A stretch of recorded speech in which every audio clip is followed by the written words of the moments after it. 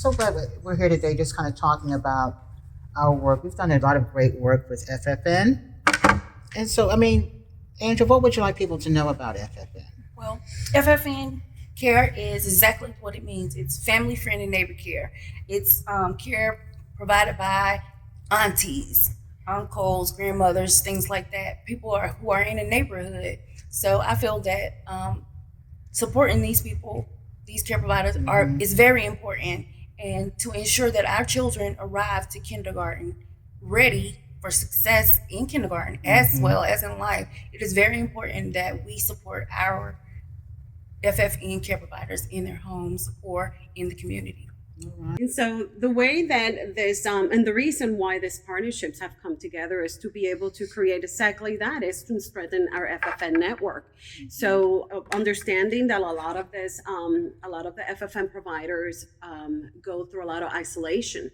And what we do is we have to be able to create and equip them with the resources to be able to decrease that feeling of isolation by creating peer groups that would actually help them and support them in the work that they do.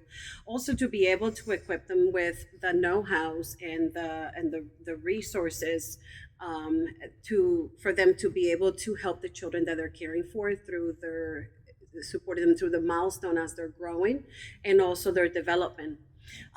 That's one of the things that Latino Community Services has always had in mind in cultivating the relationship and the trust with the families that we serve, and in this case, focus on the FFN network.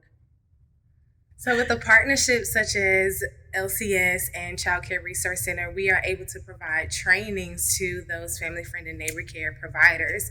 And with those trainings, it gives them a tool that they can use to help aid the children in their growth and development, especially with their brain development, because after a certain time, they will lose certain nerve synapses and they won't remember as much information. So when we have trainings for those FFN providers, it gives them some tools that they'll need to have children ready for kindergarten and other future educational successes. We also encourage the parents and just let them know that they have everything that they need, and those providers have everything that they need to be effective brain builders. So Friends, Family, and Neighbors Cares has been passed from generation to generation with very little support. So I believe in FFN and in the work that we do because I believe that every child deserves quality childcare. So by believing that, our program, FFN, we try to provide individualized home visits. So we focus on meeting the families where they are, and just provide trainings that they need and providing all the tools that they need so we can enhance a better childcare quality.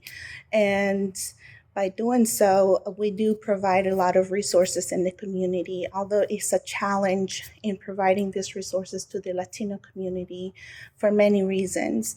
But we always work with them so they can provide the best childcare that they can for all the children that they serve. So one of the things that going forward we need to really focus on is advocacy for FFNs. In North Carolina, we have that law. It's a felony if you keep more than 2 unrelated children as a caregiver. And so what we're doing is criminalizing that care that is very important to almost 80% of our families that are in our county and in our state and in our nation. The state legislature is telling families that you don't know what's best for your child, and they want to make that decision for you because you don't know what you're doing. That's not fair. Early education leaders, state representatives, county representatives need to support through laws, through policies, through resources, the families who use FFN care as their primary form of care for their children. That's what we're here to do, is support families and children in our county, in our state, and in our nation.